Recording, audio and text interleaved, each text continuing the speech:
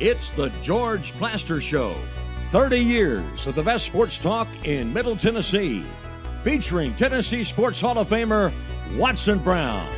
And it's a shame it's taken this long to get an introduction for this Tennessee Sports Hall of Famer, Kelly Holcomb, along with young gun Billy Derrick. And now, here's your host, George Plaster.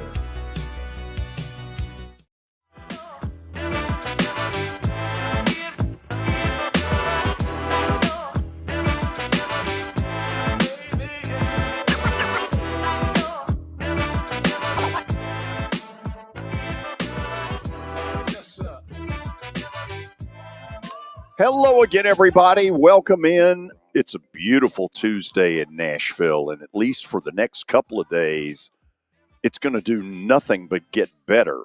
No rain in the forecast until Friday. Busy day on the show. Let's get right to it. Let's head to Murfreesboro, say hello to Kelly Holcomb. Kelly, how are you? Good, George. How you doing? Doing good. Doing good. I guess I'm going to steal a little bit of Billy's thunder. I'm happy for Derrick Henry. Yeah, he meant so much here, man. But sometimes you just have to go your separate ways, and he deserves that. He's been what he needed to be for the Tennessee Titans, the Tennessee Titan fans, and you got to be happy for him. I mean, go somewhere else. I know it's a time where. When I did that, man, it's a time of uncertainty, a time of anxiousness. You never know how you're going to feel when you go to another team. But I don't know. It just seemed like when Tony Pollard got signed, that was kind of that was the coffin. Yeah, that was the coffin. That was the nail in the coffin. And you hate to see that, but hey, nobody stays at a team like they did back in the old days, like before free agency, where it was actually a true family. I get so tired of people going, well, hey, we want to be a family. Well, yeah, everybody wants to be a family, but in this day and age, like how do you do that? I mean, you got so many moving parts every year, and guys going so many places. It's not like when the Baltimore Colts won it back with Johnny Unitas and all those guys. I mean, they stayed on the team forever. They didn't have a chance to go anywhere else. Yeah, it was a family because they became part of each other's lives. But nowadays, it's just so hard, and you got to be happy for him. Yeah, it's family until they get to divorce court. Correct, and then they tell you, hey, coach needs to see you and bring your playbook. Bring your playbook. Okay, Billy, I know you'll have details. I'll give it away here. Derrick Henry is now a Baltimore Raven. He'll give you the particulars on it here in just a moment. What else we got? Yeah, well, I mean, the particulars, Ravens signed Derrick Henry to a 2-year, $16 million agreement, and the deal could be worth up to $20 million, including $9 million in guaranteed in the first year.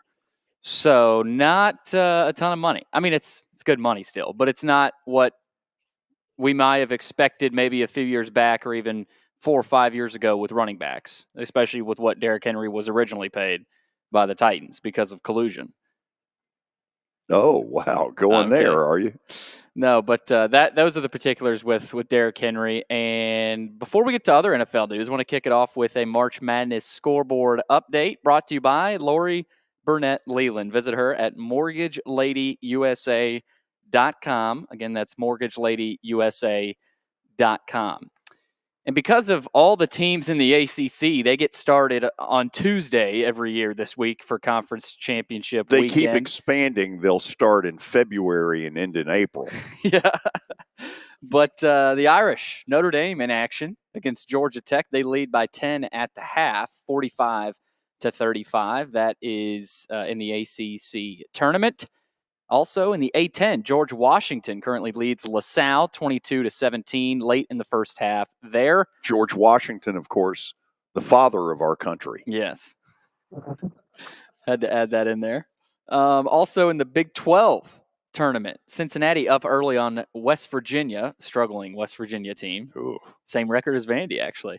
The Bearcats lead the Mountaineers 7-3 about 3 minutes into that one. And also coming up here in about 30 minutes, actually about an hour or so in the A-10, St. Louis will play Rhode Island. Louisville is in action against NC State in the ACC tournament as well. You've got a big one tonight, plus a lot of other games. Gonzaga and St. Mary's tonight in the WCC Championship. That'll be at 8 o'clock tonight on ESPN. And for that matter, we do have two finals already today.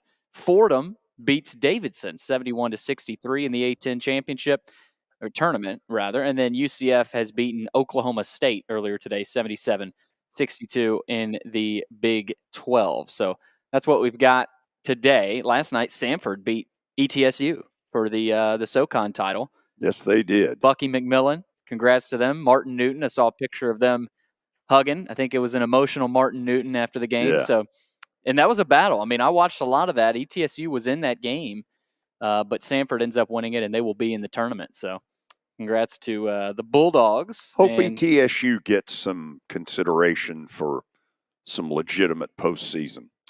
Yeah, I mean, they at least the NIT. When you look at it, I think they deserve it. And I hate that new rule change that they, even if you did win your regular season conference title, that doesn't guarantee you a berth in the NIT. Yeah. But that'll do it. So we got a lot of games today. We'll keep you updated. That is the first March Madness scoreboard update of the day, brought to you by not Bart Durham. Lori Barnette Bart Leland. Appreciates it, though. So used to saying Bart. Lori Barnette Leland. Visit her at mortgageladyusa.com. All right, we got a lot of other NFL stuff. We just mentioned Derrick Henry. The Titans also have agreed to terms with Kenneth Walker, linebacker from the Chargers, on a 2-year deal worth $15.5 million with a max value of $18 million. Former first-round pick of the Chargers, and just looking at him, he looks like a freak.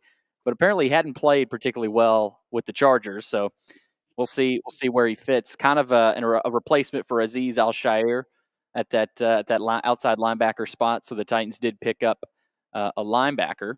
Speaking of linebackers, Patrick Queen is leaving Baltimore, one of their better defenders. Oh, wow.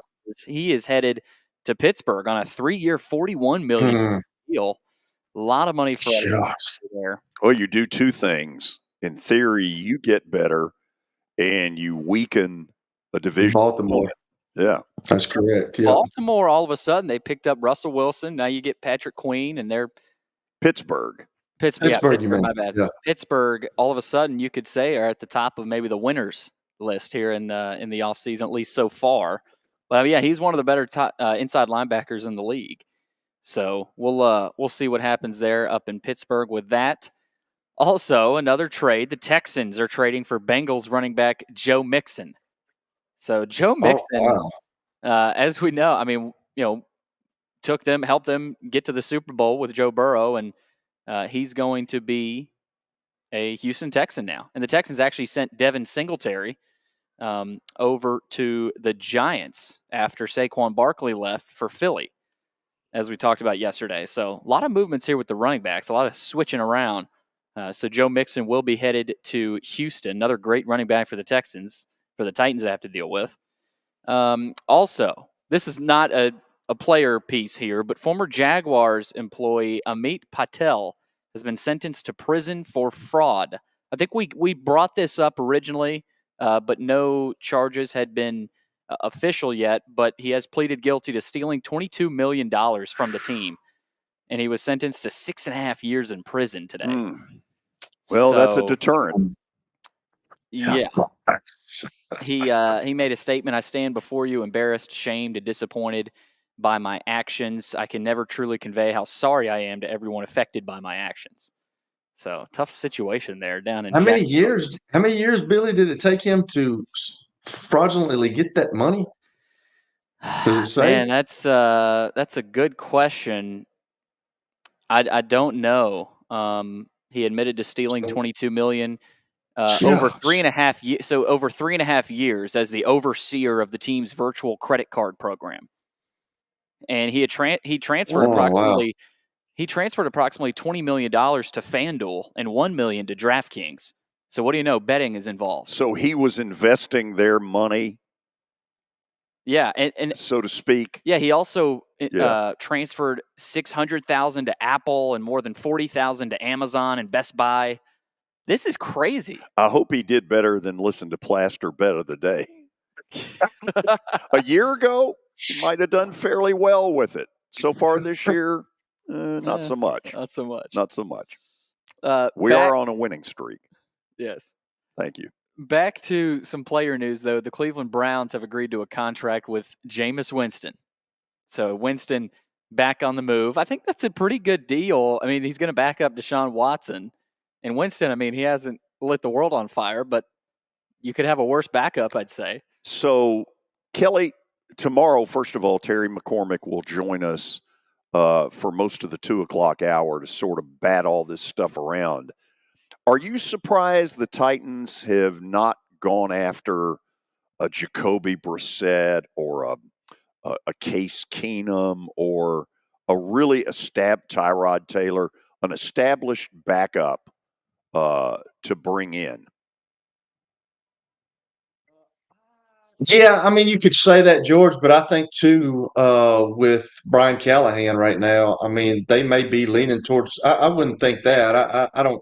Yeah, I would. But what I'm thinking is they might be leaning towards the draft because when you're a brand new coach, you got a couple of years anyway. So they could be doing that, but I'm like you. I would bring in a veteran guy, and Jacoby Brissett would be the guy. I mean, he's been everywhere. The guy can play. I mean, he's not a bad player, and he's going to come in and he's going to understand his role. You got to have somebody like that. You've got to have a guy that is willing to come in and help a young guy. And sometimes guys are not willing to do that, and I think that they probably need to, but I don't know if it's obviously not high on their list right now, which I think it should be. But like I'm saying, when you're a brand new coach, you've got a little leeway, and I'm sure they may draft somebody if they're thinking that, and they may bring him along as well. So I don't know. It'll be interesting to see. Also, we'll bring it up tomorrow. Let's do it. Also in the NFL, one day after being released by the Packers, Aaron Jones is expected to sign a 1-year, $7 million deal with the Vikings. Well, that was a no-brainer. I mean, that's a really good NFL running back who Green Bay made a decision on to go Josh Jacobs over him, but you knew it would not be long. Yeah. Yeah, so and Josh Jacobs, what a pickup there. You could argue that's one of the better pickups in all the league. Oh, he's really good. Yeah, we had a comment from somebody on YouTube, Josh Dobbs, maybe back to Tennessee as the backup, because you got to imagine they're getting someone. I mean, I don't know. Are they going to ride with Malik Willis as the backup? I cannot imagine that they would, but I'm guessing, Kelly, that they may be saying, "Look, we're going to go bargain basement there." Although I don't know that, I'm just sort of speculating. And that the Jacoby Brissetts of the world and Case Keenum and that group help me, the guy in Indy, all of a sudden I can't think of him. Gardner Minshew, who are three of the best backups in the league who can be starters. They may not be willing to go that far with it. Yeah. Well, that's one thing too, George. When you bring a guy like that in and he gets in there and he starts doing really well, I mean, that's a thing that you gotta go over as a staff, man. Do you want that?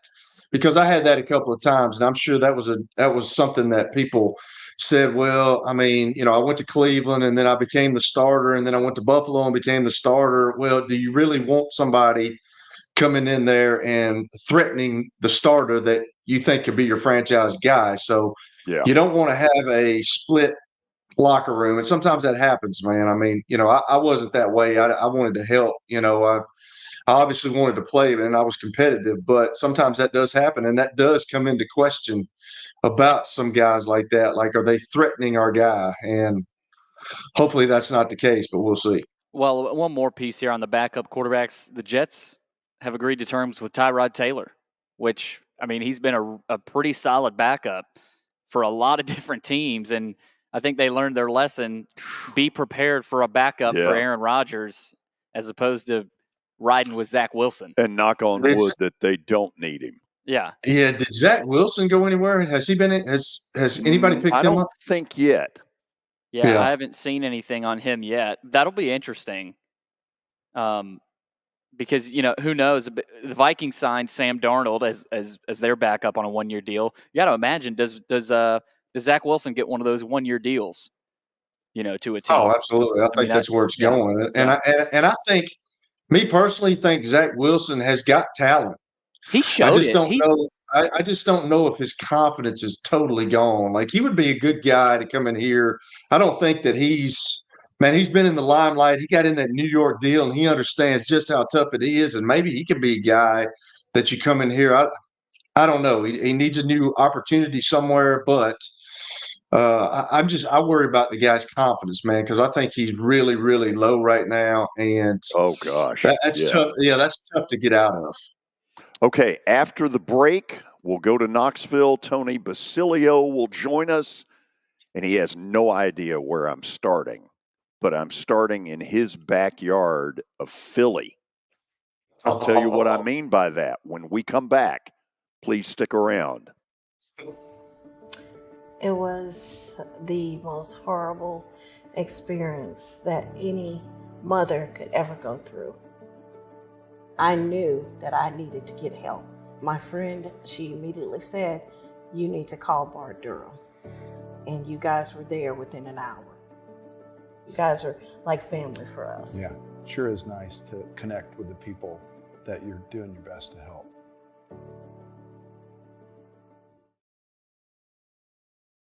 As the trusted premier custom home builder in Middle Tennessee, Donnelly Timmons has over 20 years of experience in the industry.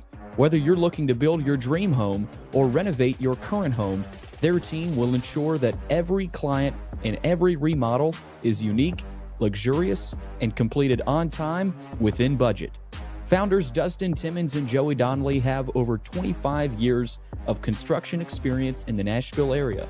Together, they have completed projects in Forest Hills, Oak Hill, Green Hills, Franklin, and Brentwood.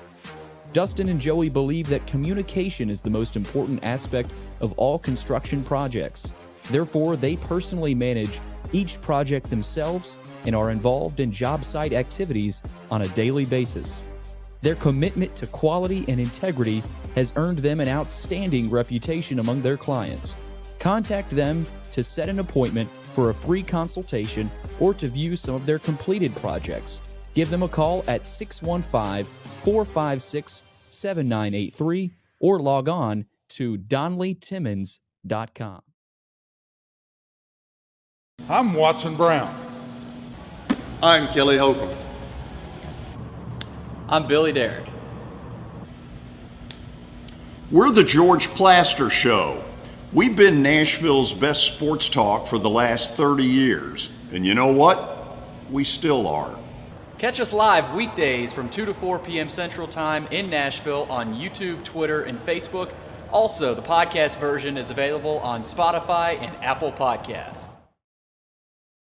Looking for more than just awards and trophies? Southern Trophy House is your one-stop solution. For over 60 years, their team has created lasting impressions with a personalized touch.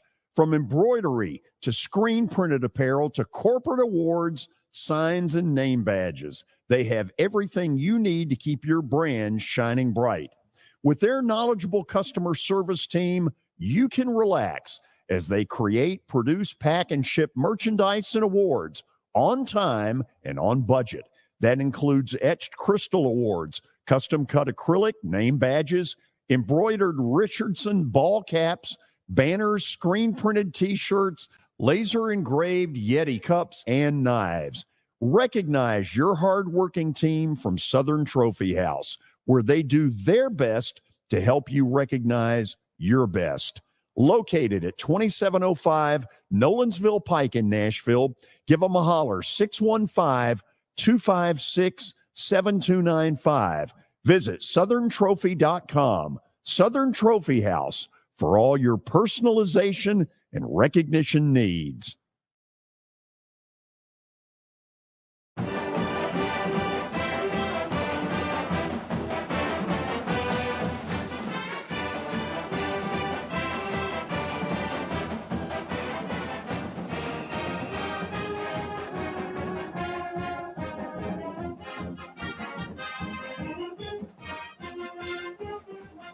Back we are at our beautiful digs at the Ford Ice Center in Bellevue. Let's send it up to Knoxville and say hello to longtime Knoxville sports talk show host Tony Basilio. Tony, how are you?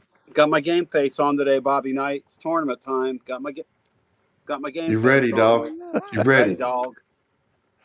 So you're not going to believe where I'm going to start this. You're a Philly guy. I hear that the FBI investigation into Temple and this potential, whatever you want to call it, has gotten really serious. I'm just curious, what are you hearing? I'm not.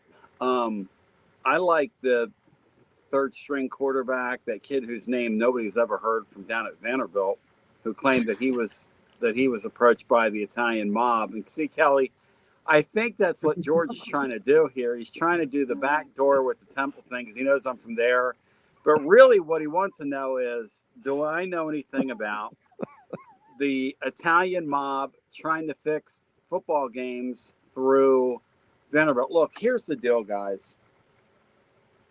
Gambling when we were kids was a taboo thing that only a few people did, and they kept it out of sight. Today it is a celebrated part of our culture. And not only is it a celebrated part of our culture, but a lot of our athletes, when they're not competing, sit around and gamble. And not only do they sports gamble, but, this Texas Hold'em has been on the World Series of Poker for 20 plus years now on ESPN. A big deal in the summer, a big summer franchise for them. So what it all adds up to is a culture where, and depending on your perspective, right, does NIL mean that more guys, because they have a little pocket money, will now sports gamble? Or does it mean that the games aren't as fixable as they would have been if these nefarious forces can get with these athletes? I don't know. I'm not naive enough to think that kids day in and day out aren't gambling on these events they're playing in. I'm just not naive enough to believe that. I'm not saying they're fixed. That's a different thing. But, Kelly's shaking his head. I'm just telling you, people I talk to on these campuses are extremely concerned about this. At Tennessee, Jerry Green's era, they used to have a guy named Todd Sandstadt that would go over there and talk to them about how he was with the FBI, local FBI guy. And he would talk to them about how the whole way that these syndicates try to get into athletes is to get them betting. Because if I can get you betting with a bookie and get you hooked, I can get you jammed up. That's what they call it. Because you're not going to win. So I can get you jammed up if I can get you doing it. And once I get you jammed up, George, it's just a matter of how much I'm going to get out of you. Because once I threaten to break your legs or hurt a family member or whatever it is, from there it's going to be all over but the shouting. Do I think Temple's alone? No. Oh, good Lord, no. I do think that the Temple thing does point to, kind of like last year, the deal with Alabama, that Bohannon guy in baseball. Yeah. I think that points to the fact that having gambling out in the open makes it harder to fix games because there's more eyeballs, there's more regulatory stuff going on with these lines now than there was back then. Okay, I want to toss one more thing out before we get to Tennessee to Kentucky, and all of y'all jump in on this because I may be just dead wrong about one piece of this. So Sunday, we have this ugly fight at the end of the South Carolina LSU women's game. And to my knowledge, I haven't heard a peep out of the SEC who can't wait, and rightfully so, to fine for court storming. But what the hell? When two of your schools act like a bunch of thugs, you just sit quietly? My favorite, George, is that little skinny rear end guy who jumped out of the crowd to defend his sister. Yes. Now, he was fixing to get his ass beat, as they say where I come from, okay? He was getting ready to get whipped. That's what was getting ready to happen to him. because one of those women out there, Kelly, was getting ready to wear him out. Okay, that was Hey, going to happen. some of them women are rough, dude. That skinny little dude doesn't belong. That's like me. They'd look at me and go, "Where's the other half of you? What are you doing on the court, son? You're going to get yourself hurt. Get out of here." So, George, it's funny. I just think that, look, Greg Sankey, why get in the middle of women's sports? Why do it? And what's he going to do? I mean, they already have each starter. There's a starter on each team that'll be suspended for the first game. And essentially, guys, that's really, at the end of the day, that's really all that's going to happen here. So whatever. Okay, whatever. but hold on. Let me play devil's advocate. Yeah. Yeah, the NCAA takes certain steps on this thing. But if you're the commissioner, don't you have the right to say to the two athletic directors, okay, I want X, Y, Z, A, B, C who were involved in this in your office at 10 o'clock. LSU, I want the same thing. And doesn't he, as the commissioner, have an obligation to say to them, if I ever see anything like this again, your SEC career is over? But, I go back to that game, and I look at the way, and I watch that game. I look at the way that thing was officiated. And the officials did nothing in that game. That thing was going to turn ugly the whole time. Look, the lady at LSU, who I call Maud, that head coach down there, she reminds me of Maud from the 70s. She's got that dour look on her face. She ate a bitter apple. Dawn Staley is, and Dawn Staley's kind of a Philly gal, and she's a street. If I showed you where she came from, you'd be like, my God, now I see why she kind of is the way she is. She come up in a very tough environment. She apologized after the game, which, George, isn't enough. Okay, it's not enough, but it takes two to tango. Maud down there at LSU claimed and acted like, well, they were just picking on us, and why don't you pick on somebody your own size? Well, that Cardoso girl that knocked that little girl to the ground, there's a video that's come out of Angel Reese, the little angel, yanking on her hair right before that. I mean, she's pulling on her hair like you would pull a dog's tail if you're trying to get bit. But is that not all the more reason why Sankey ought to say, I've looked at this film that Tony Basilio's looked at, and this is disgraceful? I mean, isn't that his job? George, I think it's good for college basketball if that happened. I'm sorry. I mean, look, if those teams make the Final Four, oh my God, you think a guy like Kelly, who would never look at it otherwise, would he watch it? Of course he would. And if Caitlin Clark gets there with them, if those three teams can get there, Iowa and those two teams, that thing will have a massive audience, just a massive audience. Okay. And that's what you want. You want a little bit of that in these sports. George, why do we not want any fighting? And I mean, we used to have that back in the day, but all the technology now is everybody sees it. But back in the day, I mean, there used to be brawls all the time. The NFL, get a boxing NBA, ring, get a boxing ring, get Buffer in there. Let's get ready to rumble. Sometimes we have some disgruntled folks that just got to get their anger out, man. Let them go. And a good NHL fight, George, by the way, a good NHL fight brings everybody to their feet. Oh, it absolutely It's the truth. It absolutely does. I don't think it was all that. I mean, to me, it's a hard-fought game. I get what you're saying. I would have loved to have seen, if the brother wasn't held back, what was going to happen to him. Because literally, not only would he have gone to jail yesterday, he would have gone to jail after he went to oral surgery to get his teeth put back in his mouth, because somebody was getting ready to split his wig. Step A, step B. Split his wig. Okay. Nice. I hadn't heard that one in a while. I hadn't heard that in a while either. I like that. So Tennessee's lost to Kentucky. Is it more a storm cloud for you on Tennessee's end, or, hey, when Kentucky is on their A game, man, they are pretty good? Two really good basketball teams going at it Saturday. The problem Tennessee has, if there is a problem, is that Dalton Knecht was too much of their offense on Saturday. The two really big games he's had this year, they won one of them with Auburn, but sometimes they can get out of whack when he scores too much.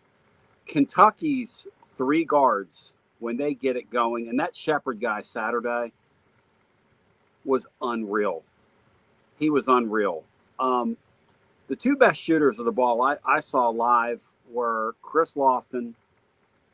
Allen Houston, Chris Lofton, Chris Jackson at LSU, guys that come to mind.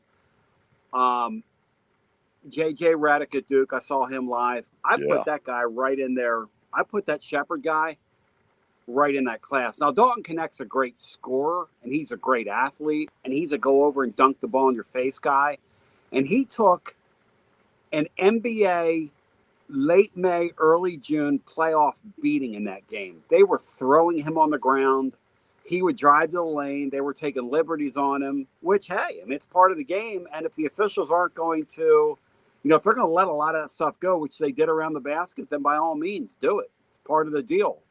But Dalton Connect's a really tough guy. Kentucky's a really tough team. The good news for Tennessee is that Kentucky assuredly, with that win, is almost assured to be on a top 4 seed, which means you're not going to get placed in their region on your way to a Final Four. So that's good sign. That's good for both sides. Yes. Okay, Kelly. What were the words again he just used? Split he was going to get his wig split.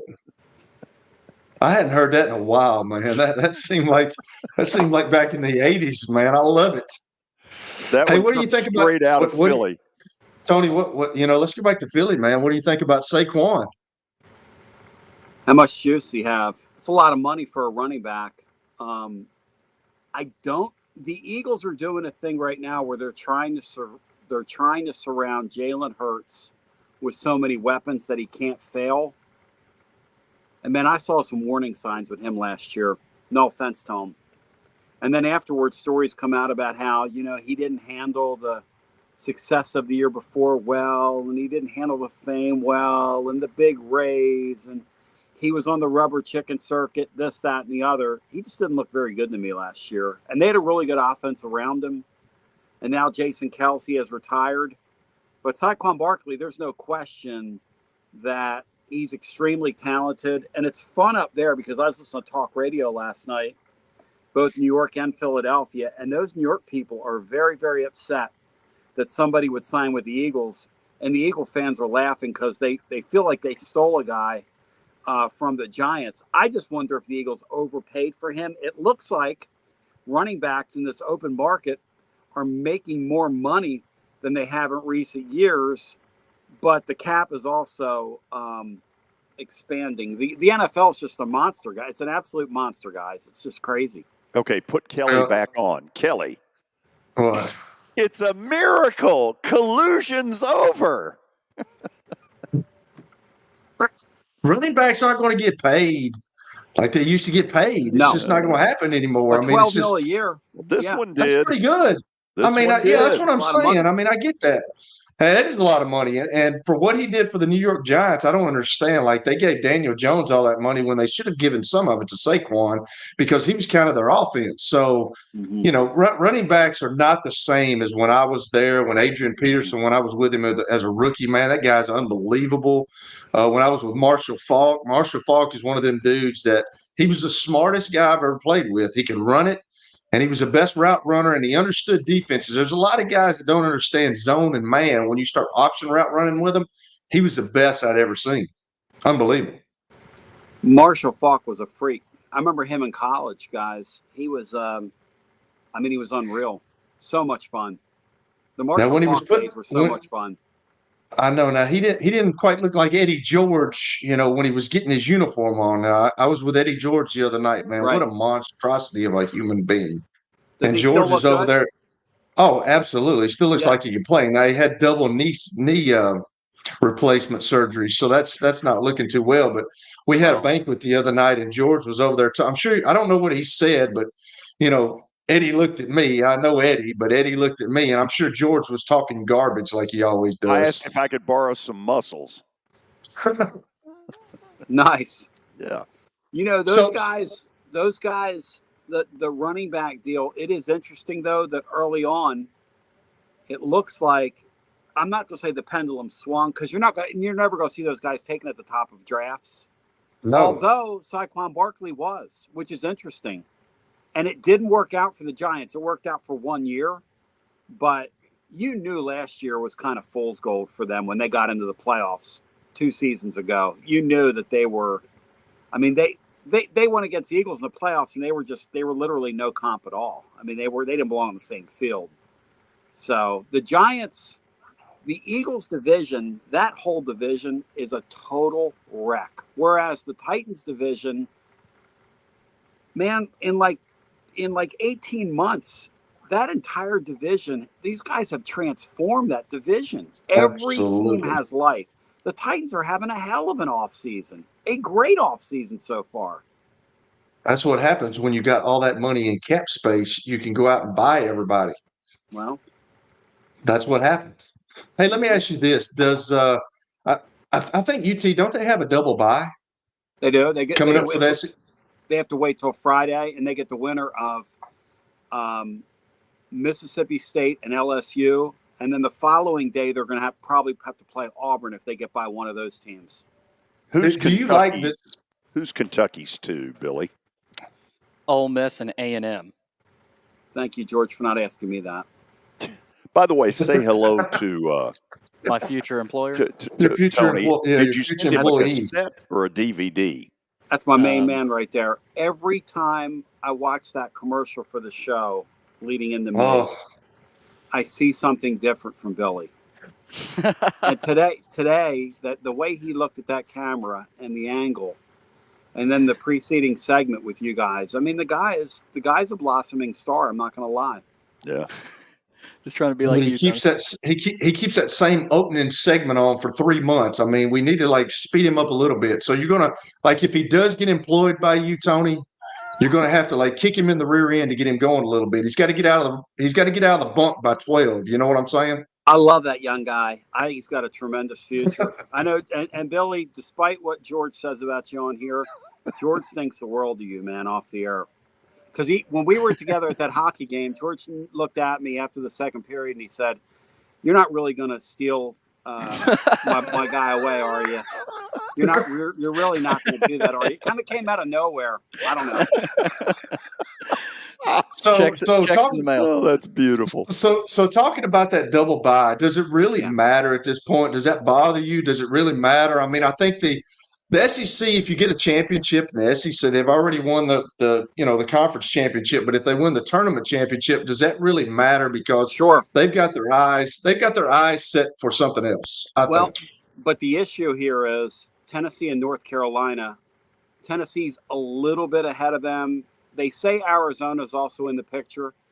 The Vols hold a 1 seed right now heading into the week. This will be the first time in school history they would have gone into the NCAA tournament as a 1 seed. Wow. If they would have beaten Kentucky, and if Vanderbilt would have just behaved themselves and not beaten Florida over the weekend, because they knocked Florida out of quad 1 by doing that. And then North Carolina went on that night and beat Duke with the Filipowski guy. He just put his foot out. He didn't mean to trip him. But Tennessee can't trip up here. They can't fall here. They've got to keep winning. It's going to be them in North Carolina. And here's the thing, guys.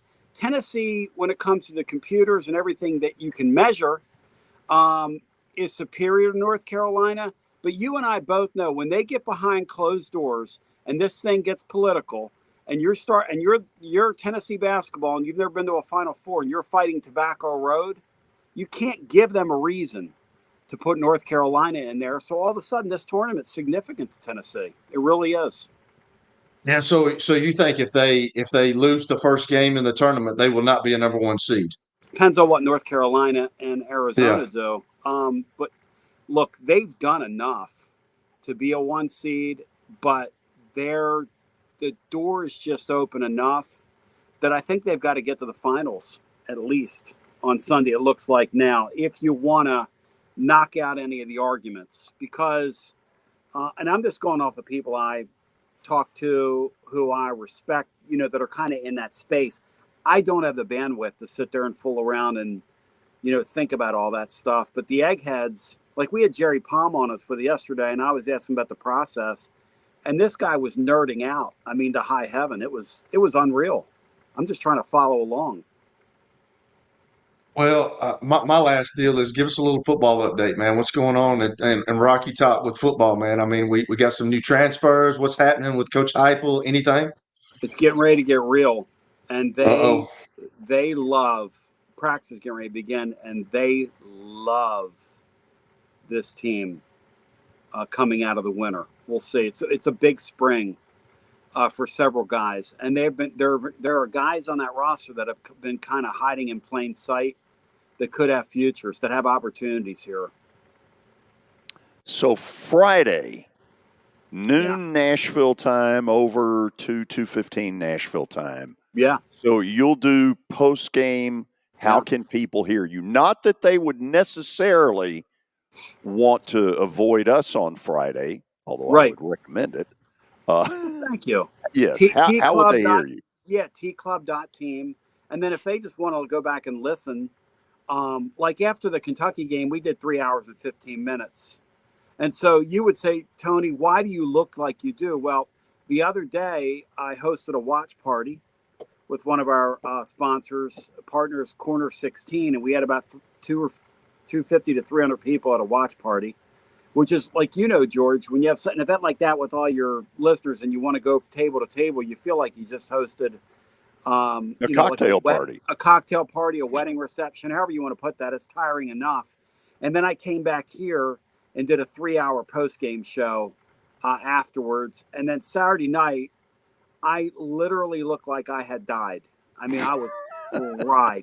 My wife goes, you look tired, which is code for you look like you belong in a morgue. I mean, when she tells me that. So I'm back to life today. We'll send out funeral arrangements. Yeah. When they become available. God, she'll awesome. Celebrate.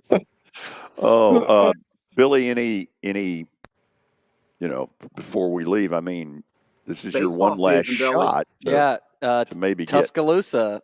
Tony Vols in Tuscaloosa. What do you think about this weekend, Tony? Just got to get 2 or 3, man. I'm conditioned, and the Vols have like a 15-game winning streak. They're back in action today with, I think it's Eastern Kentucky. That'll be tough. Billy, these games, these non-league games, man, in college baseball are so hard to watch. Yeah. Aren't they? Yeah, it's just, and if you lose them, I saw y'all beat somebody like 3-2. Vandy's dropped a couple. Yeah. If you win them, nobody cares. But if you lose them, it's the end of the world for your fan if base. the wind's blowing and it's 47 with a nice freshening zephyr. Right. Woo, that's exactly right. I mean, George, people are better than I am. Like Friday night, my wife went to the game with my daughter, her boyfriend, and his mother, and they went down there and sat in the rain. And she goes, "Are you sure you don't want to get a ticket?" And I'm like, "Let's see. I can think of 1,000 things that I'd rather do than sit in a cold rain on a Friday night." No offense. Not doing that. No, I mean, I don't. I'm like Punxsutawney Phil over there. They know when I show my head, they're 6 weeks till summer, because I don't come around till I don't come around till it's time, till it gets warm, George. I love it. Sorry. I love it. You are terrific. Thank you as always. I appreciate you guys very much. tclub.team is where you can find me. Thanks, guys. Ditto. See you, man. Thank you, guys. That's a good man right there. Tony Basilio joining us for his weekly visit. So what was that saying again? Split your wig.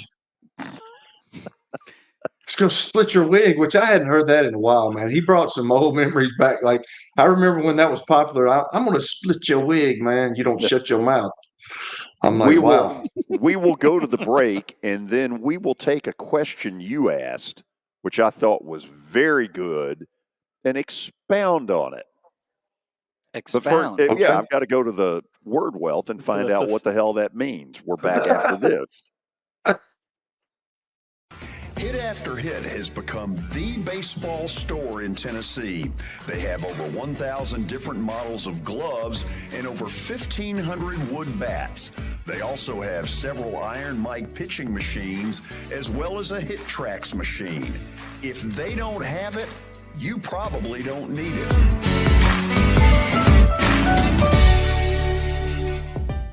We're proud to call Hit After Hit the official shirt provider of the Plaster and Friends Celebrity Bowling Night.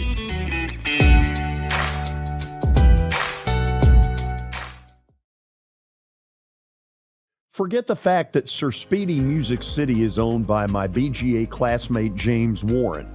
Their work stands on its own merit. James and his staff do incredible work, as evidenced by the huge banners at the Plaster and Friends Celebrity Bowling Night. If you're looking for quality to help your marketing and business communications, and you want it at a reasonable price, these are your folks.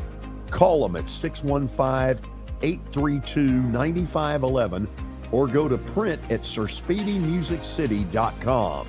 And be sure to tell them Plaz sent you. Over the years, more men have started to seek help for hormone deficiencies and imbalances, and Dr. Jeffrey Lodge and wife Daphne, along with their experienced staff, give men the treatment required to improve their quality of life, improve your immune system, energy level, cognitive function, and more. There's no better time to achieve a healthy lifestyle. What are you waiting for? Give Cool Springs MD a call today for an appointment at 615-486-3458 or visit the website coolspringsmd.com.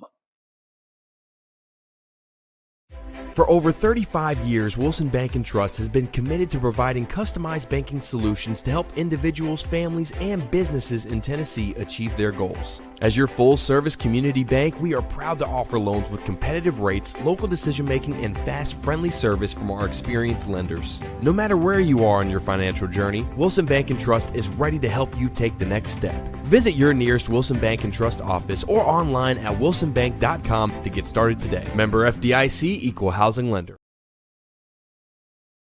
Convenience and value, two words that we expect when we do business.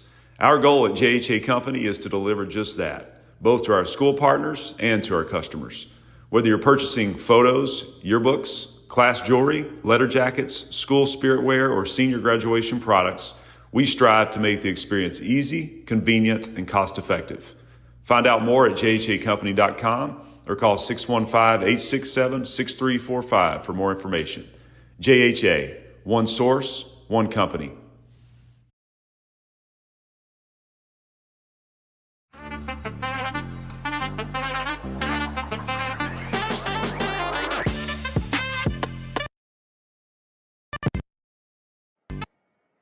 Okay, we're back, and Kelly asked a question earlier, and Billy, I want you to get in on this as well. And I think where you were going with it is, let's just take Tennessee for a second in hoops.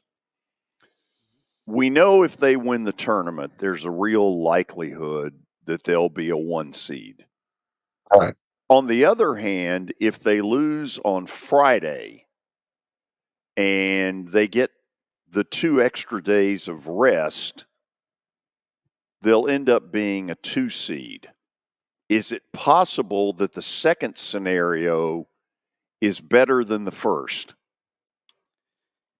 I was thinking about that, and the debate right now, they're not the top 3 seeds are in some order: Houston, Arizona, and Purdue, or not Arizona, Houston, Connecticut, and Purdue. And this is one of those, it doesn't always happen that way, but this is one year where 3 of the 4 are codlock cinches. Yeah, so I think Tennessee is either going to get that 4th number 1 seed or the 1st number 2. In reality, yeah, there's a difference, but I don't think it's as big as people might think it is. Because if you get the 4th number 1, you're going to be sent, you're going to be sent out west in that west region. If you get that 1st number 2, you're not going to be. You could still be out west, but the chances are you'll go to Dallas. I've heard. So I don't know if it's that big of a difference between that 4th number 1 and that first 2, the number 5 overall seed. or team. So I take the second scenario. I mean, obviously you'd like to win in the SEC tournament, but I mean, even if you lose, you're not dropping too far, and you get the 2 seed. And I mean, a lot of times it isn't the 1 seed that gets out in that region. I don't think it's as important as a lot of people think to get the 1. Now, I'm not trying to devalue it a ton, because that'd be big for them, but I still think this team is good enough, no matter what seed they are, to make a run. Kelly, on the other hand, there may be a player to, whether rightfully or wrongfully, would love another crack at Kentucky on a, quote, neutral site that may not feel like it. And, who knows in that locker room how they feel about this. I know that at this time of the year, teams are really tired.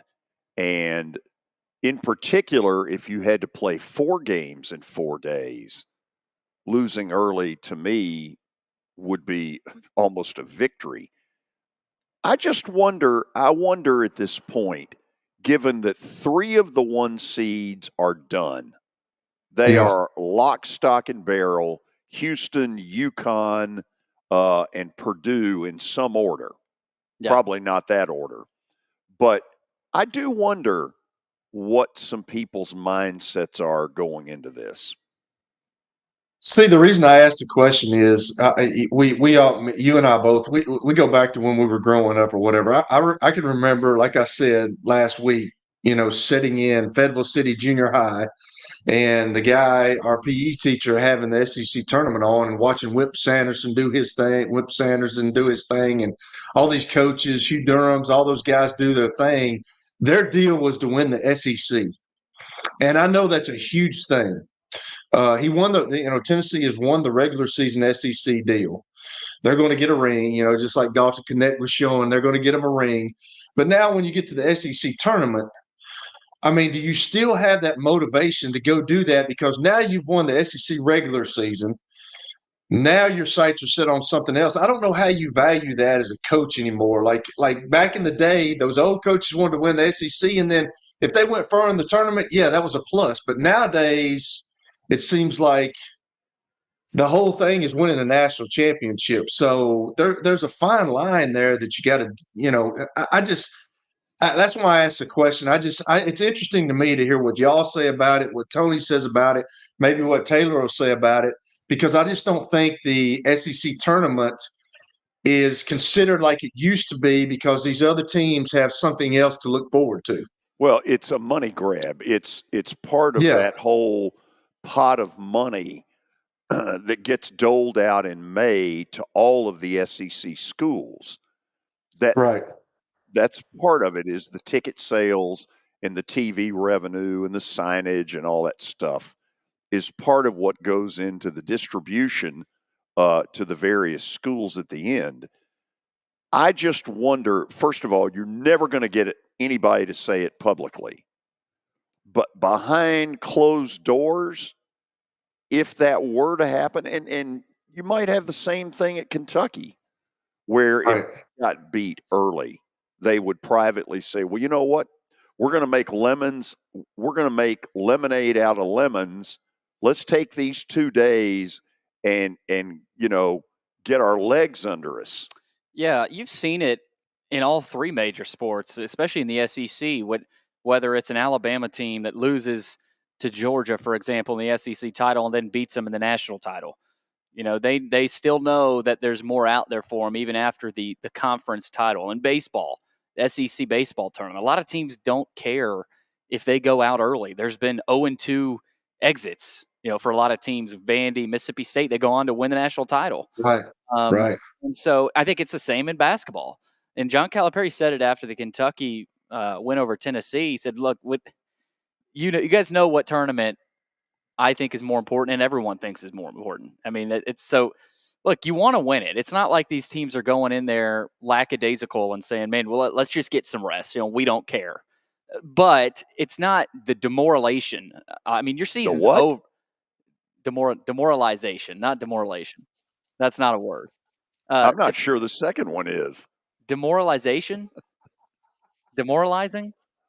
It's not as demoralizing. I think you should go with that one. It's not as demoralizing when you lose in the SEC tournament. Obviously, your season's over in the NCAA tournament. So, I mean, if you're Rick Barnes right now, I kind of agree with Tony, because I think if they get beat Friday, they're going to be a number 2 seed. They're not going to, just like y'all are saying, there's 3 locked in right now, but the 4th one's up for grabs.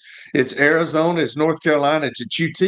So if you're Rick Barnes, what do you go for? I mean, are you dead set on being a number 1 seed for the first time in your history of the school, or are you got sights on other things? And that there's a fine line there where you've got, like you talked about, George.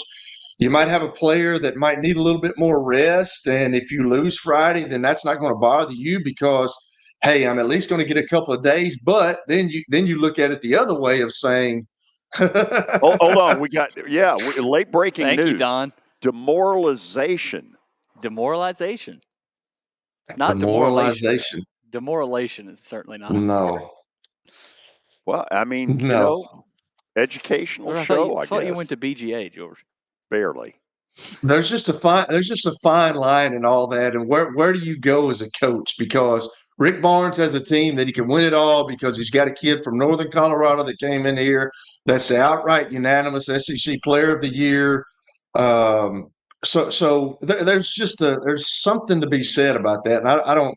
As a coach, man, it's new times, new days, new goals. This is a good point here from Jeff. Cal understands because Kentucky fans save their money all year for Nashville.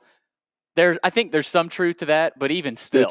It's an unbelievable fan base. Yeah, and you don't want to – that's probably the biggest reason they don't want to lose, at least Kentucky. It is the best basketball fan base in America, and it always has been. We'll go to the break. We'll do stat of the day. And then Taylor Barnette will join us, and we'll throw that question at Taylor as well and get his answer. Please stick around. Yo, you want to see something cool? No? Well, I'm going to do it anyway. Step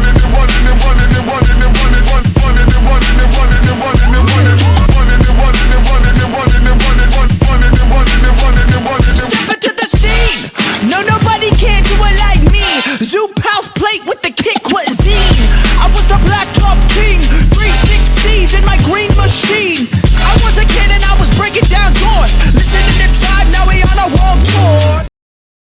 Venture Express has been helping people in this area for more than 40 years. They're headquartered in Murfreesboro with over 30 years of dedicated fleets involving production, manufacturing, and corrugated experiences. They're an asset-based company with over 700 tractors, 4,000 trailers, and 800 drivers. If you need their help, dial them up 615-793-9500 or log on to ventureexpress.com.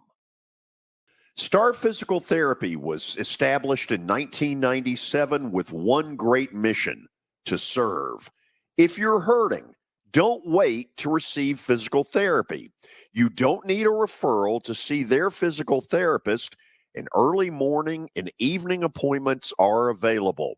Make the call to 615-673-1420 and get rid of that pain. Star Physical Therapy, the official health provider of Football Friday. You were in a crash. Yeah. Your kids were in the car with you. We're very lucky to even be telling this story to you. Nikki treated us like family, and she was very caring and loving, and I'm just so grateful for that. She was somebody I could trust, and being a veteran, that's so important to me. My kids are going to have a better life now because I don't have to worry about those expenses that we were out. Your family has really created a legacy of trust, and I would recommend you to anyone. You know, starting to save for your future doesn't have to be difficult. Let Wilson Bank and Trust help tone up your financial goals this year. Our certificates of deposits or CDs can help your money work harder with our competitive rates, earning you more than ever before. WBT checking options allow you to earn rewards you can really use, like a high interest rate or cash back on check card purchases when you meet some e-banking qualifications. Visit your closest Wilson Bank and Trust office or online at wilsonbank.com to get started today. Member FDIC.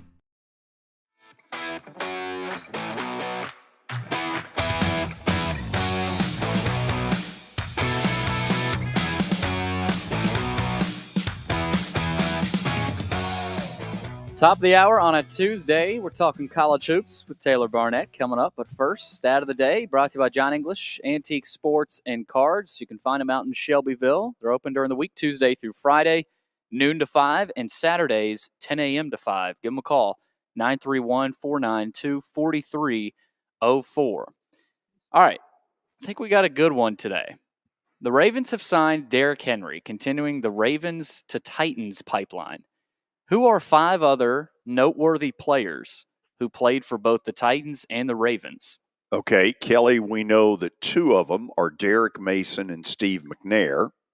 Correct. That's what I was going to say. Yes. Okay. The other 3 get tricky.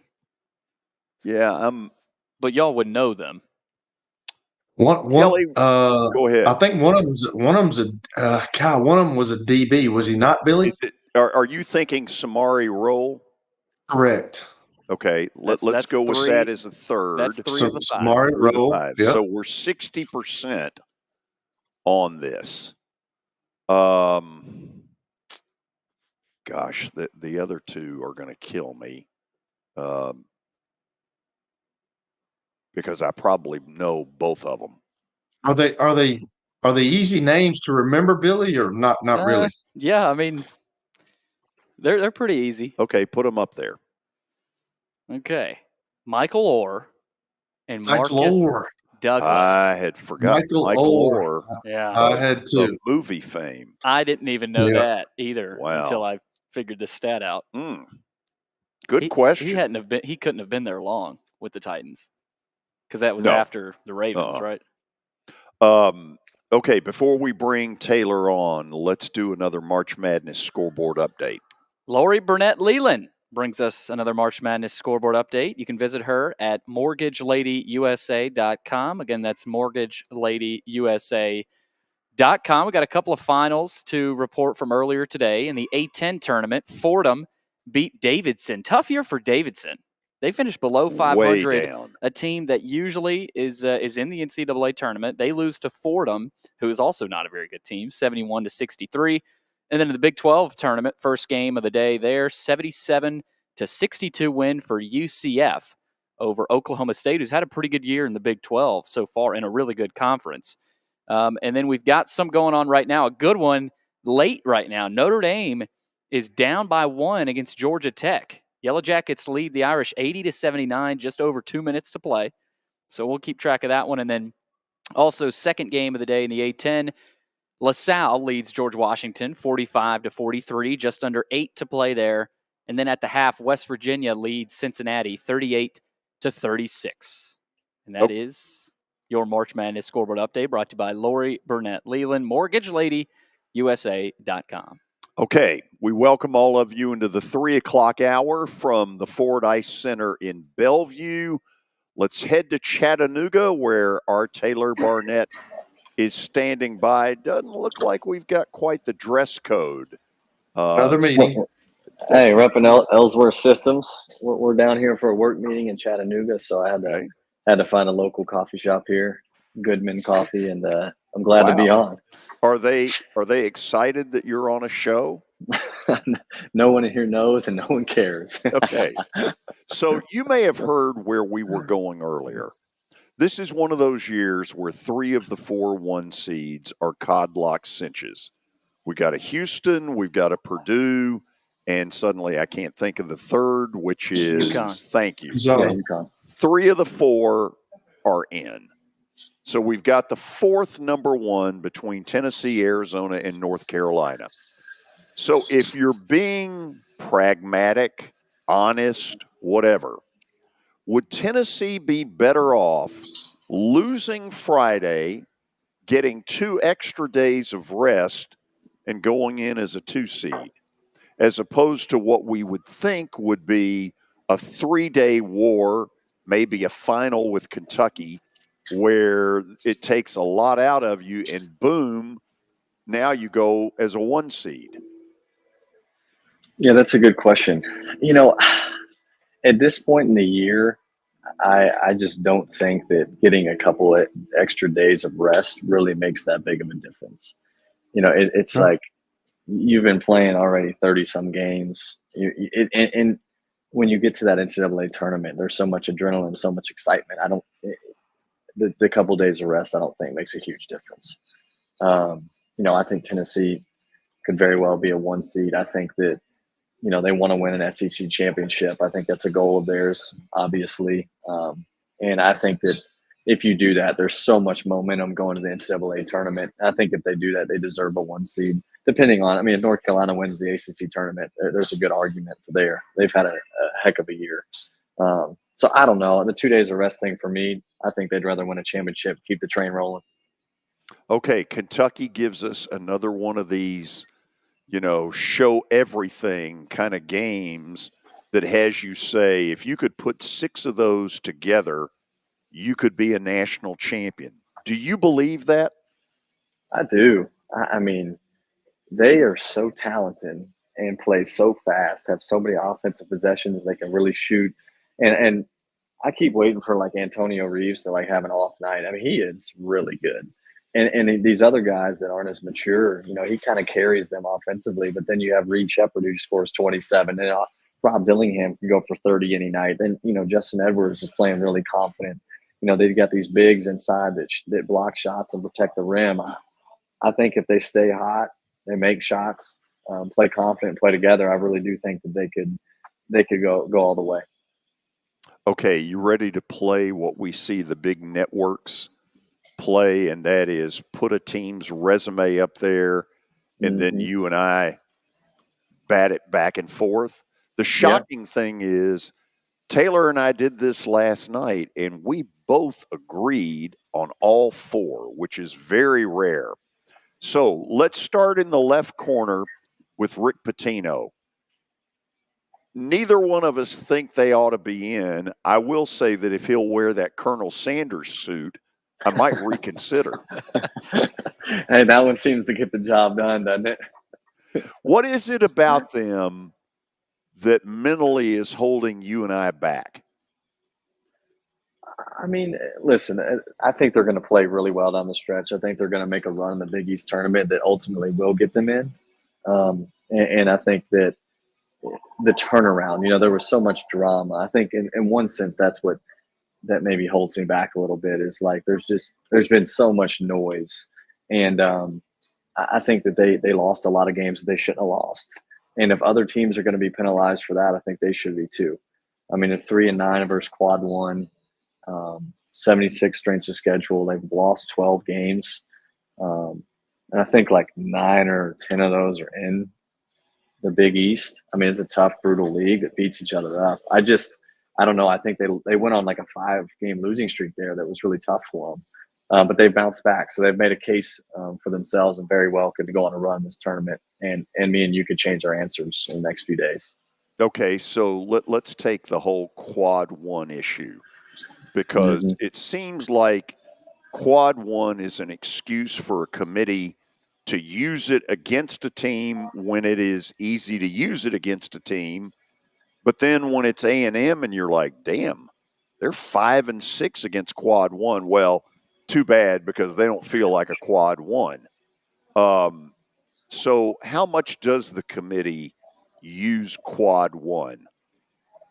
I'm not in those meetings, but it seems like they use it a good bit for sure. I mean, I think Texas A&M, we could always be surprised of a seed that they get because they have won 5 quad 1 wins. I think they take it into consideration a lot because those are quality wins. And I think there's definitely some truth to always trying to find a way to get, some Power 5, Power 6 schools in there. I think that's a reality. I think that, we look at Indiana State, they're 1-4 versus quad 1, but they don't have as much opportunity, right? I think that's the hard thing. And I do believe that, Power 6 schools have a lot more opportunity to play against quad 1 teams, which is an unfair advantage in some way because, you throw one of these high major schools into the Missouri Valley, how many games do they win? Do they go undefeated? I don't think so. So there's a lot that goes into it. And I think they do use that, though, for sure. Okay, let's go to Indiana State for a minute because, there's a piece of me that would love to be on that committee. I watch enough games. You watch enough games. We probably could go in there and be fairly intelligent.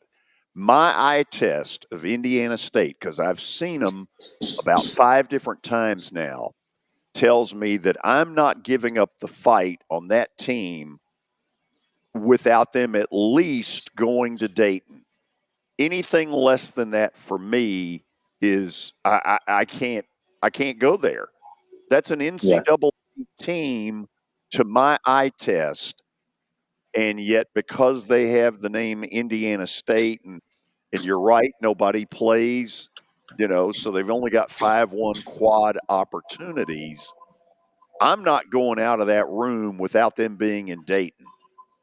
I agree. I mean, I do think that they deserve, a bid at least to the Dayton games, and honestly too, like that's a good opportunity. If you're like say Stetson, for instance, who just won the ASUN, like if I'm Stetson, I want to go to Dayton and play another 16 because like really that's a good chance to win a game in a NCAA tournament. Indiana State I think is a team that's deserving of getting an at-large bid. I know what it's like to win a conference championship, which is really hard to do, and then get beat in a championship game of a conference tournament, and not go to the NCAA tournament. It's just heart-wrenching. If you watch them play, they're a lot of fun offensively. They do a lot of good things, and they score the ball. They're an exciting team to watch, and I think that is something that the committee should consider. Okay, the third one, and by the way, strength of schedule is going to hurt Indiana State, but it's not all their fault. So the eye test to me, because you and I both agreed on A&M that as of this moment, we wouldn't have them in. Yep. Every time I see A&M, other than the one night they took Tennessee behind the woodshed and just beat the snot out of them in College Station, other than that one time, it's like a banner flying over saying, "Hi NIT." To me, that's my eye test of A&M. Yeah, I agree. I mean, Buzz Williams' teams are always tough and they play hard. But yeah, I agree with you. There's something about them that holds me back. I think Wade Taylor's a really good player. I don't think they shoot the ball great. They're a grinded out team. And it's such a long season, every team has lost some games they shouldn't and won some games they shouldn't. And I think they've lost more games that they shouldn't and more than they've won. And I don't know. I get the same feeling as you just watching them. Like, and I wouldn't be real interested in that game, honestly, if that was an NCAA tournament game. Okay, the last one's New Mexico. Richard Pitino out there with a strength of schedule that's very impressive and a league that is really underrated. One of the things that's going to be used against them is their home versus road splits. At the Pit, they are hell on wheels. Away from the Pit, not so much so. Give me some thoughts. Yeah, I believe they lost at home against Air Force, and that's who they play. Bad loss. Yeah, really bad loss. That's why they're in the position that they're in. But I think Lenardi has them right now. That's who they play first round of the tournament coming up. So I think if they win that game, Lenardi has them in. But yeah, I mean, you win 22 games when your strength of schedule is 26 in the country. That's pretty daggum good. I do think that they're 2-7 versus quad one. That doesn't bode well. But I think that they're good. They started off the year incredible. They're ranked multiple times. I think they're deserving to get in, and that conference does get overlooked a little bit. A lot of their games end up either FS1 or CBS Sports Network, and I wouldn't call it a bias necessarily, but a lot of people don't see them. You and I see them because we're kind of junkies at hoops, but a lot of people have not seen New Mexico. Yeah, I mean it's a fun style of play. Like you said, their home arena is rocking. They've always had like a good fan base, a good crowd. I think it's a tournament team. I think that they play a fun way. I think Richard Pitino's done an amazing job in the last couple of years there. like you said, that conference gets kind of overlooked by people where we live because they're on a different time zone and play at 9, 10, 11 o'clock at night. And so I think that it's easy to get overlooked. And us, we may not hear about them as much, but the committee is going to consider them just as much as any other team in the country. Okay, last thing I want to get to, then we'll go to the break, and Kelly will check in here. I pay a lot of attention to Memphis just because of past history.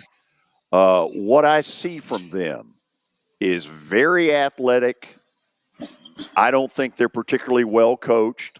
I think late game at times can be a real embarrassment how poorly coached this particular team has been. What do you think they have to do to get in, and what are your thoughts on them? Yeah, it's tough. I feel like Memphis, a lot of times, year in and year out, the last few years, is a team that's loaded with talent. I mean, loaded with talent. And get the guys that are super talented, but maybe have a lot to go with that. And so that can be a really big challenge if you're trying to win as a program, as a team, when you have a lot of individuals. Trying to get all those individuals onto the same page, working together for one goal, that's a really challenging task.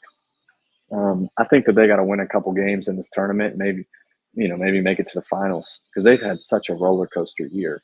But they're super talented. But it has been a roller coaster, and they haven't finished strong. They started out like really good. I think did they beat Clemson, or did Clemson win? I mean, they beat some really quality teams earlier in the year. But I think that as time has gone on, they've just gotten a little bit disconnected.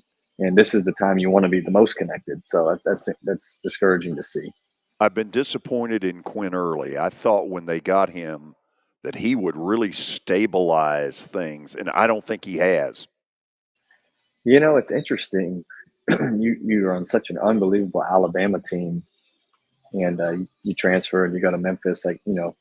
Everybody's got their reasons, but I agree with you. I mean, he's experienced. He's a guy that I think that they needed to be the leader. And I'm not saying that he's not, but maybe that was the expectation for a guy like him with all the experience that he has to come in and lead that team. And maybe it's a really tall task. I don't know what that locker room's like. I'm not going to pretend that I do. But yeah, I think he has been up and down, which has caused their team to be the same way. More with Taylor Barnette in just a moment. It was the most horrible experience that any mother could ever go through. I knew that I needed to get help. My friend, she immediately said, "You need to call Bart Durham." And you guys were there within an hour. You guys are like family for us. Yeah, sure is nice to connect with the people that you're doing your best to help. The George Plaster Show is Nashville's best sports talk, 2 to 4 p.m. Monday through Friday on Twitter, Facebook, and YouTube. There's a podcast version available on Spotify and Apple Podcast. As the trusted premier custom home builder in Middle Tennessee, Donnelly Timmons has over 20 years of experience in the industry. Whether you're looking to build your dream home or renovate your current home, their team will ensure that every client and every remodel is unique, luxurious, and completed on time within budget. Founders Dustin Timmons and Joey Donnelly have over 25 years of construction experience in the Nashville area. Together, they have completed projects in Forest Hills, Oak Hill, Green Hills, Franklin, and Brentwood. Dustin and Joey believe that communication is the most important aspect of all construction projects. Therefore, they personally manage each project themselves and are involved in job site activities on a daily basis. Their commitment to quality and integrity has earned them an outstanding reputation among their clients. Contact them to set an appointment for a free consultation or to view some of their completed projects. Give them a call at 615-456-7983 or log on to DonnellyTimmons.com. Looking for more than just awards and trophies? Southern Trophy House is your one-stop solution.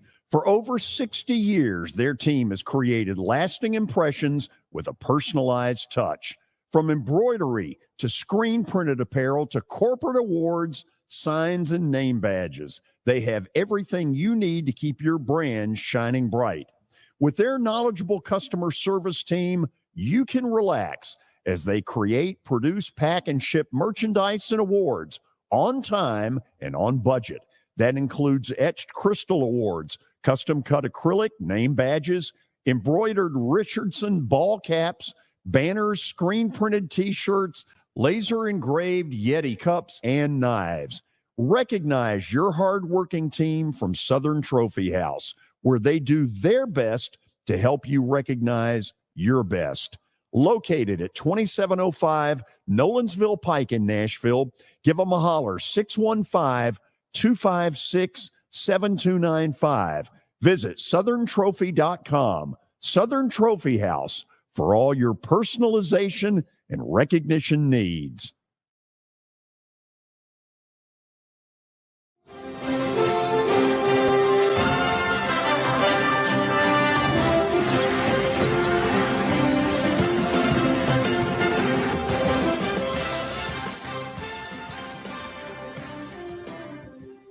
Kelly, listen closely. You ready?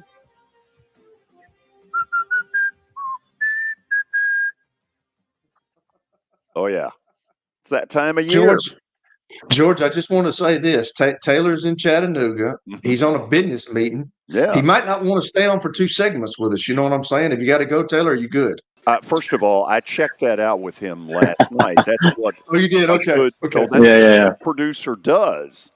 Yeah, he's a really good producer. Oh, yeah, he really is. He really is. Hey, so my question is this. This is kind of an off-the-wall deal too, okay? And I asked yesterday, and Billy told me that it would never happen. And I tend to agree with him because it hadn't happened to this point. But you've got Indiana State and you've got New Mexico.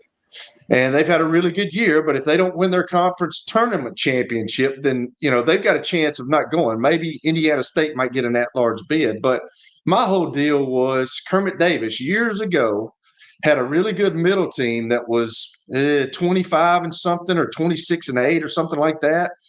And they won the conference championship. But when they got the tournament, they messed up and they didn't get to go to the NCAA tournament. And my opinion is that's what drove Kermit to go to Ole Miss. So do you think that will ever change of like, do they, why do they not like, okay, and all these Power 5 teams like SEC, you don't have to win the conference championship. You don't have to win the tournament championship. We understand that. But like when you're a lower seed, mid-major, and you have a really good year, but you mess up in the tournament, I mean, are they ever going to change that with saying, hey, this team deserves to be in at that large bid? Now, Indiana State's got a huge deal, but still, with that being said, if they don't win their conference championship, they might not go.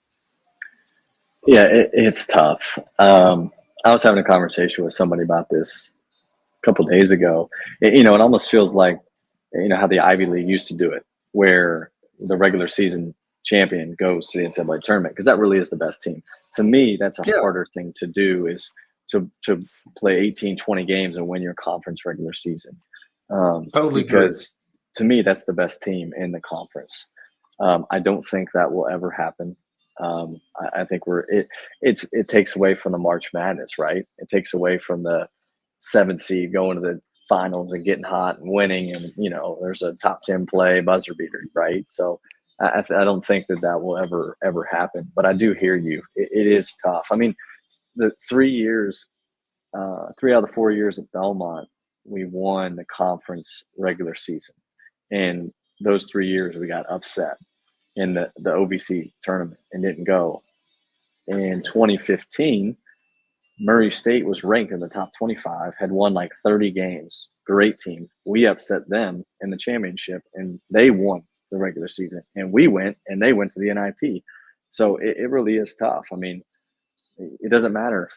It does matter. Like, you want to win games. You want to win a regular season championship. But at the end of the day, that doesn't even get you to the NIT now. The NIT doesn't even take, they changed their bidding process.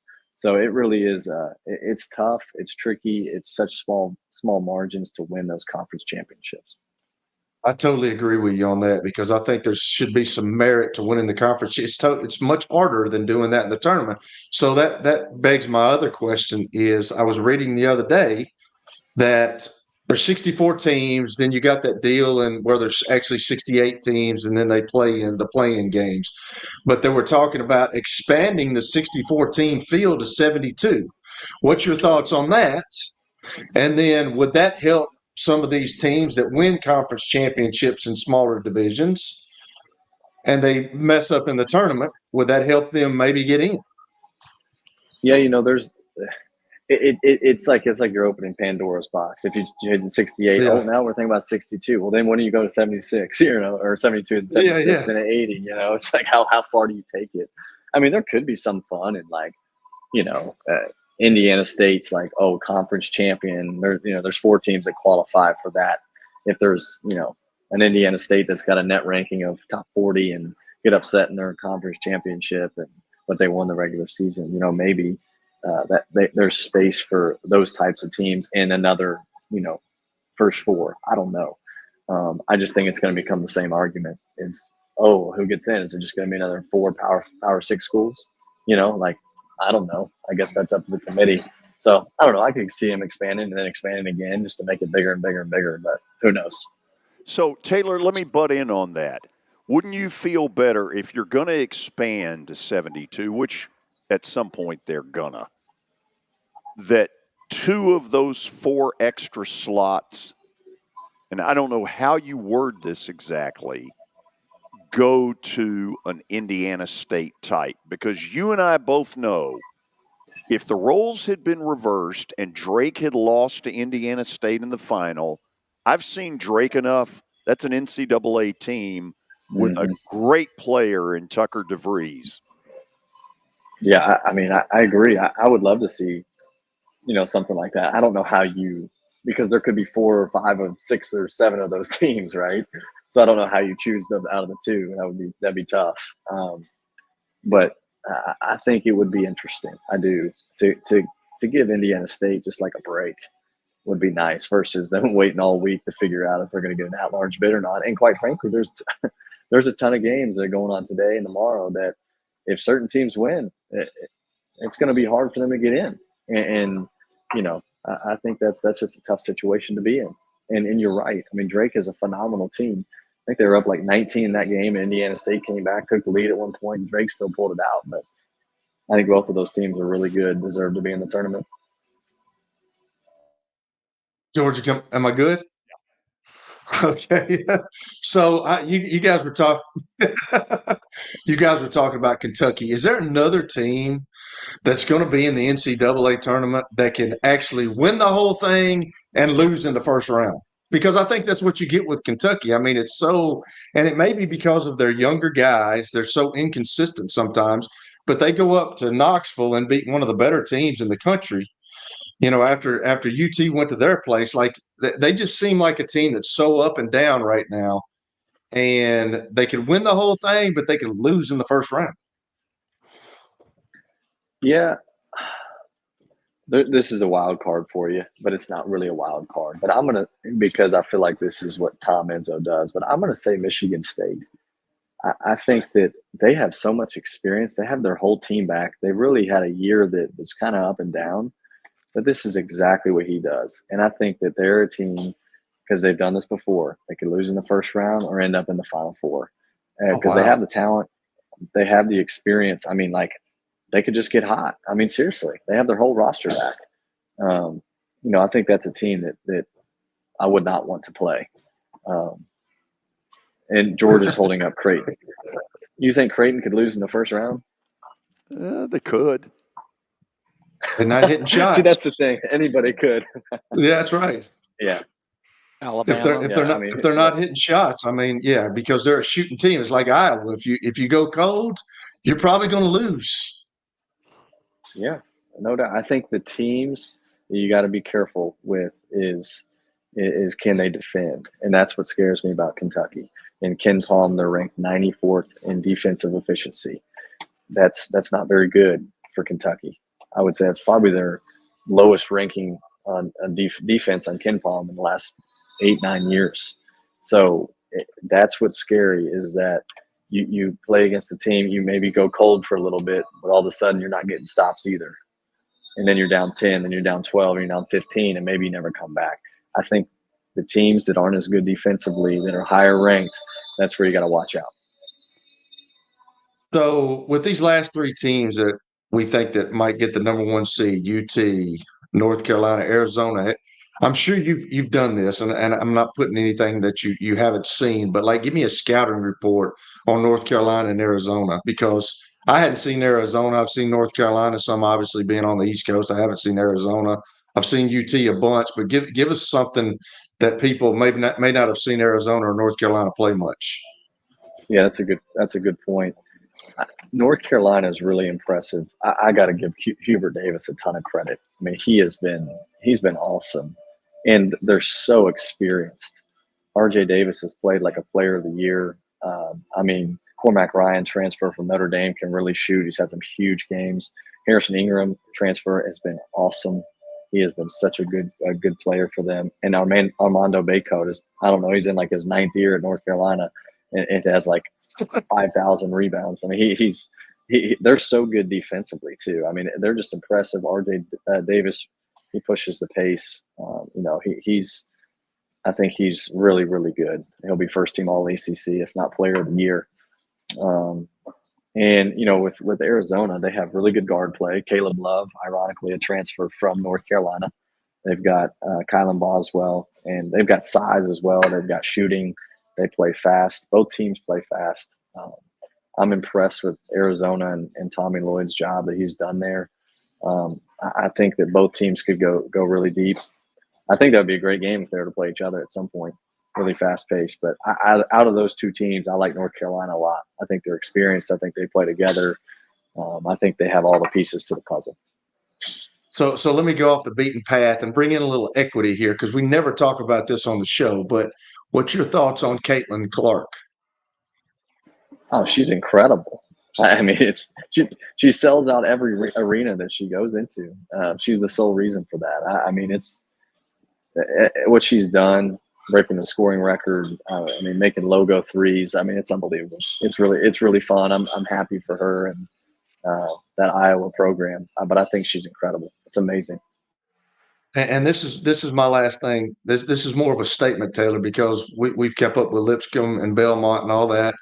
Lipscomb kind of, had their, they had too many injuries. But I'm going to go on record this day in March of 2024. I'm going to go ahead and say that I think they're bringing everybody back.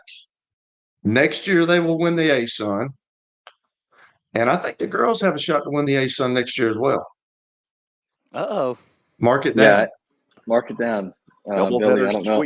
Are you taking notes, Billy? I agree. I think, man, Lipscomb had so many tough breaks this year, and they still were right there. I mean, they battled, and just what a tough way to lose against North Alabama at home. I mean, the kid hits the shot, and he had played 3 years at Lipscomb. I mean, just a tough deal.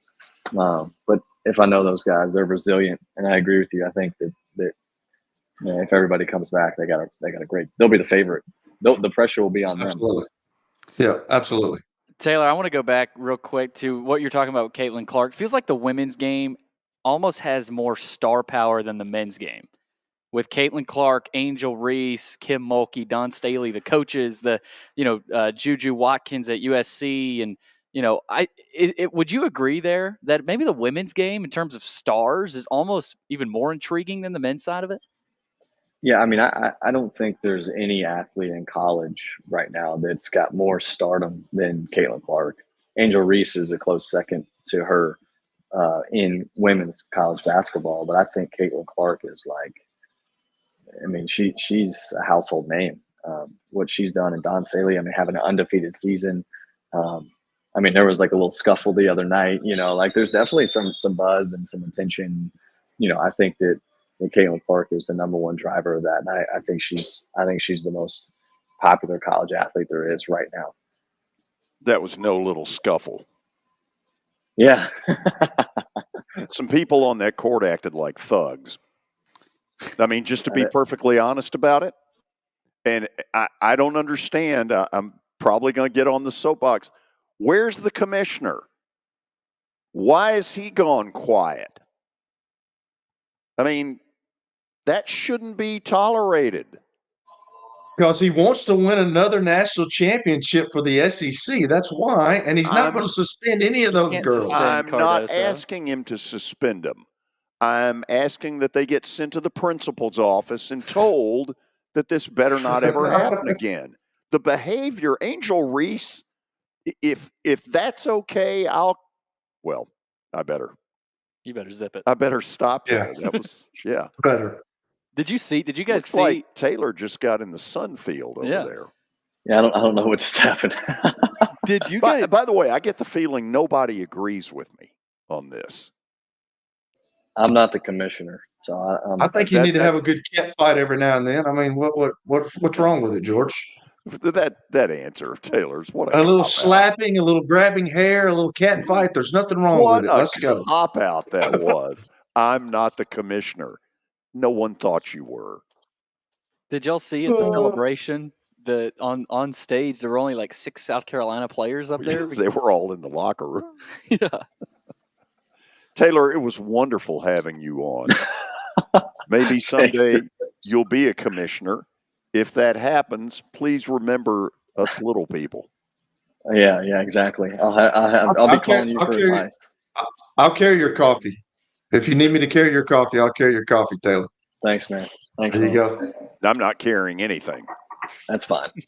Good. See you. Appreciate it. Thanks, guys. See ya.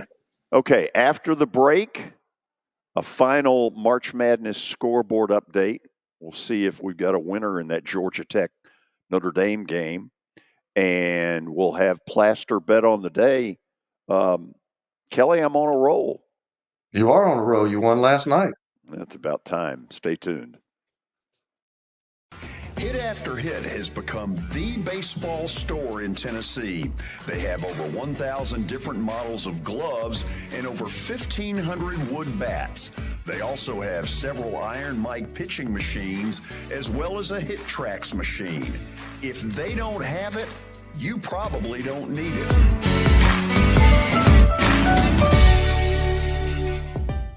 We're proud to call Hit After Hit the official shirt provider of the Plaster and Friends Celebrity Bowling Night.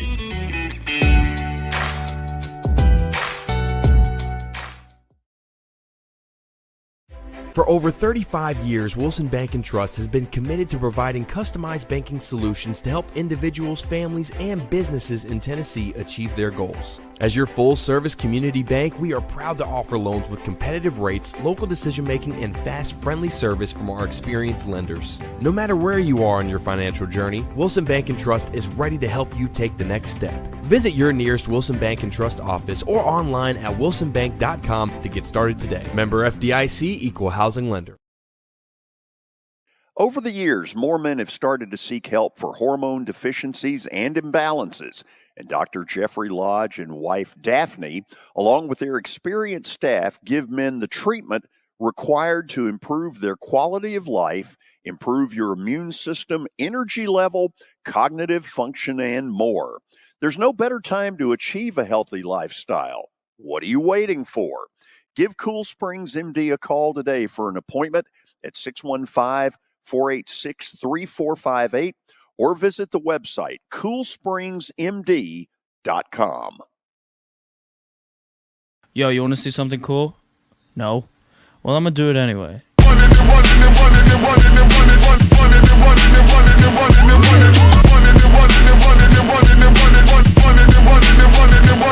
into the scene. No, nobody can do it like me. Zoop house plate with the kick cuisine. I was the black top king. 360s in my green machine. I was a kid and I was breaking down doors. Listening to Tribe, now we on a world tour. Venture Express has been helping people in this area for more than 40 years. They're headquartered in Murfreesboro with over 30 years of dedicated fleets involving production, manufacturing, and corrugated experiences. They're an asset-based company with over 700 tractors, 4,000 trailers, and 800 drivers. If you need their help, dial them up 615-793-9500 or log on to ventureexpress.com.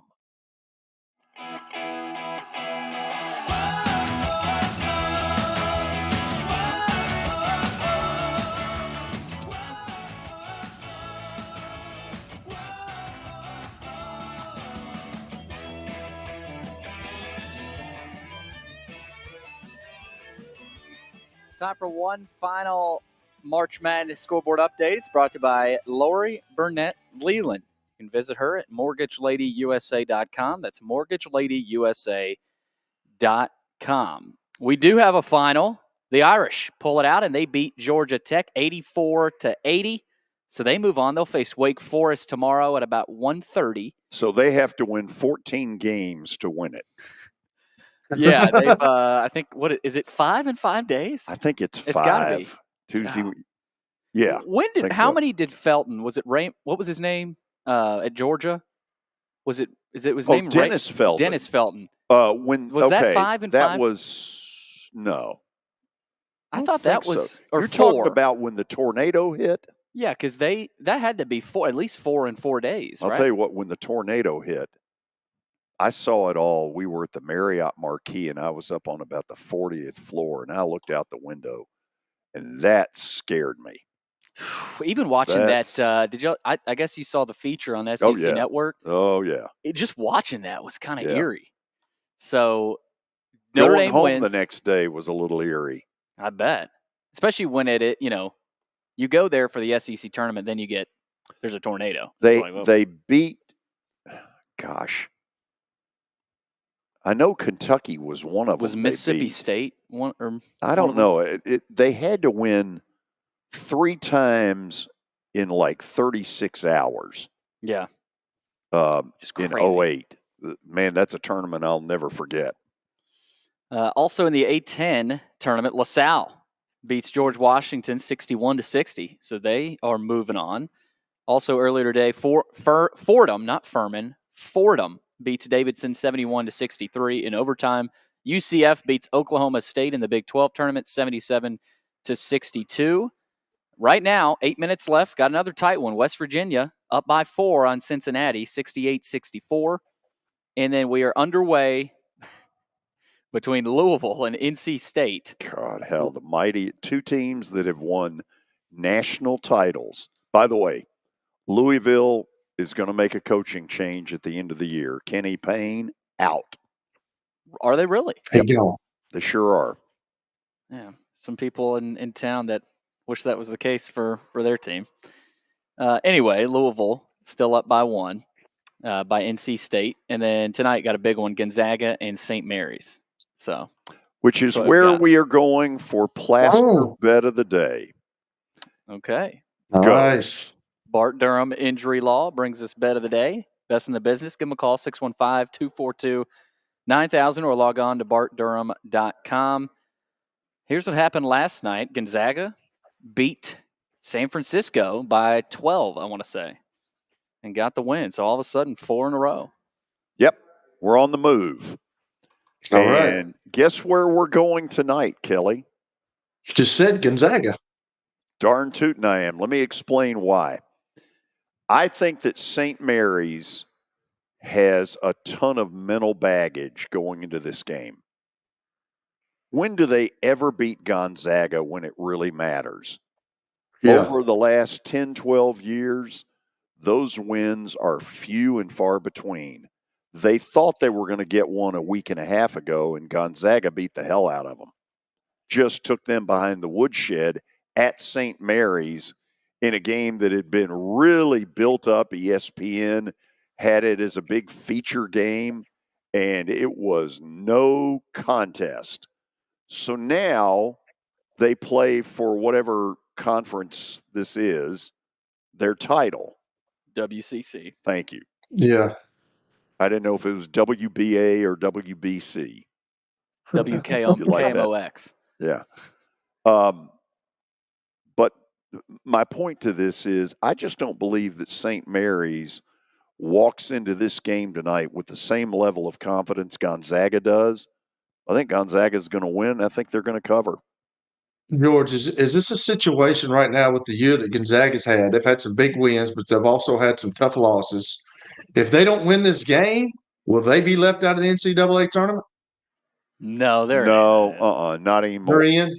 Okay, so they're in good. There was a time where it looked a little shaky, but that time is come and gone. I got you. Both of them are in. Zags are back. Yeah. And I got another question for you, George. This is an off the wall question here. Let's hear but it. We've talked about Georgia Tech. What is the coach's name that used to coach at Georgia Tech that wore his hair straight down? What was his name? Josh Pastner? Yeah, that had been at Memphis. No, he's an older coach. It was way back in the day. You talking about Bobby Crimmins? That's it. Bobby. I could not think of that when Billy was story? talking about. I want a story on Bobby Crimmins. Mid-'80s, Georgia Tech fires their play-by-play announcer Al Seraldo. Yeah. And little Georgie at 25 becomes one of the 4 people they're going to interview. And a big help to me was the late, great Larry Munson, who put the word in, and so I get interviewed. I come out of the interview like every 25, it's mine. Well, so Crimmins is going to speak at Hillwood Country Club, and a friend who was a Georgia Tech alum agreed to introduce me to him. And so I go out and I buy. Crimmins wore this. Billy, you remember the pale yellow tie? No. Well, that was a trademark of Bobby Crimmins. I decided to buy one. And so I show up at Hillwood Country Club thinking, okay, he'll see that tie. So what happens? And he and I have talked about it since. He tells me that night, he goes, "You're not getting the job." I mean, he just comes right out in that New York style. "You're not getting the job." What do you mean? I interviewed for it. He goes, "Our AD is going to hire the guy that he fired, Al Seraldo." So I called the AD the next day, Homer Rice, and I said, "Dr. Rice, you got to shoot me straight. Your basketball coach says you're going to rehire Al Seraldo." He says to me, he says, "I just want you to know," he goes, "first of all, it's true. Secondly, you came highly recommended." There were 2 things about it. Number one, at that moment, I didn't care that I'd come highly recommended. And secondly, when I stopped and, thought about it, I was like, "Thank you, Coach Newton." Nice. I like it. Good story, Bobby wasn't Crimmins. it? Yeah. That was a good story. Bobby Crimmins, man. I couldn't when he kept talking Georgia Tech, I'm like, who is that coach that had the straight hair back in the day? That was him. I've dealt with Bobby Crimmins, wonderful man, great recruiter. Put Georgia Tech hoops on the map in the early 80s when he recruited people like John Sally, Mark Price, Dennis Scott, Brian Oliver a little bit later. I mean, man, and I know I'm leaving some out. He was a recruiting machine. Kenny Anderson. Kenny Anderson. He flat out got it done. Okay, tomorrow on the show, Terry McCormick will join us and we'll talk Titans free agency. What moves are they headed toward, and what moves can you tell are coming based on what they've already done? See you tomorrow. See you.